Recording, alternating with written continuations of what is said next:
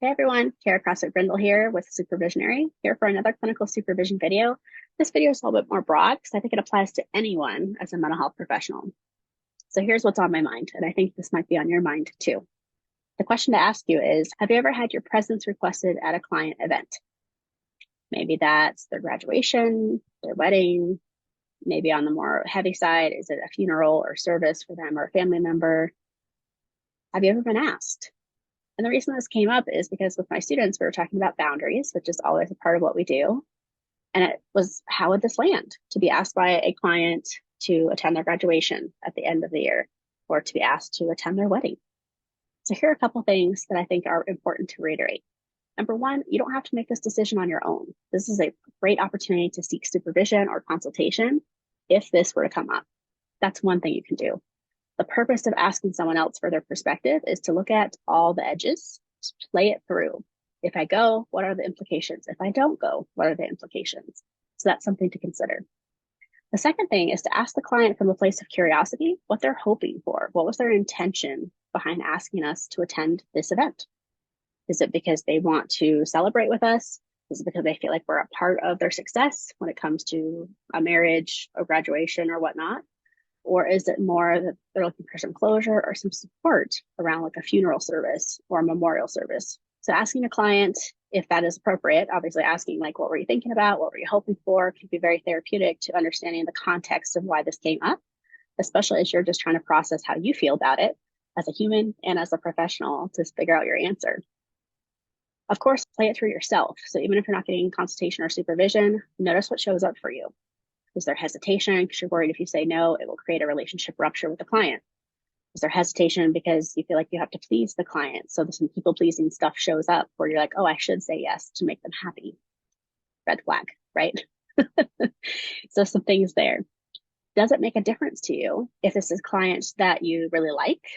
Are you more apt to say yes versus a client that you're more neutral about?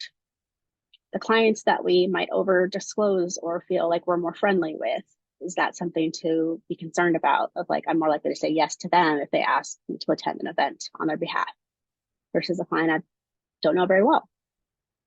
The same context applies of like how long you've worked with the client. So maybe you have an established client you've been working with for 3 or 4 years. Does that change your answer versus someone you've just met?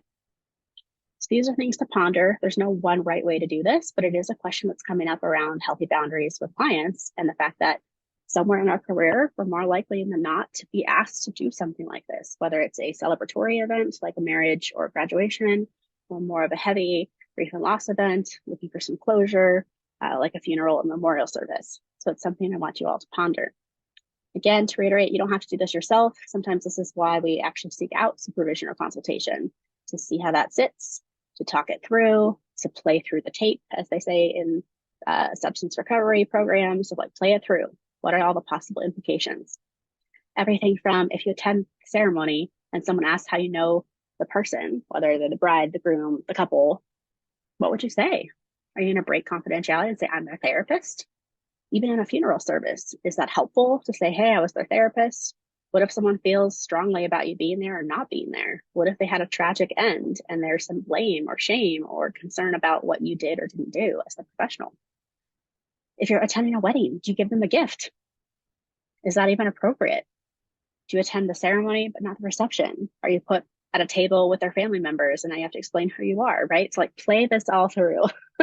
And this came up with my students, which I really appreciated, so that we could talk about like what showed up for them as humans, like what showed up in their heart, their gut, versus what felt ethical and moral and appropriate in the client work they're doing now.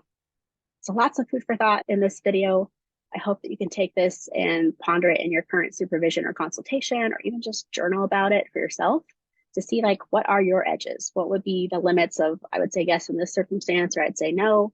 Is it a blanket no? Is it depends? Just notice, because this is all about having a conversation ahead of time so you feel more prepared for if and when those events or those invites happen. Stay tuned for more videos. I'll see you next time.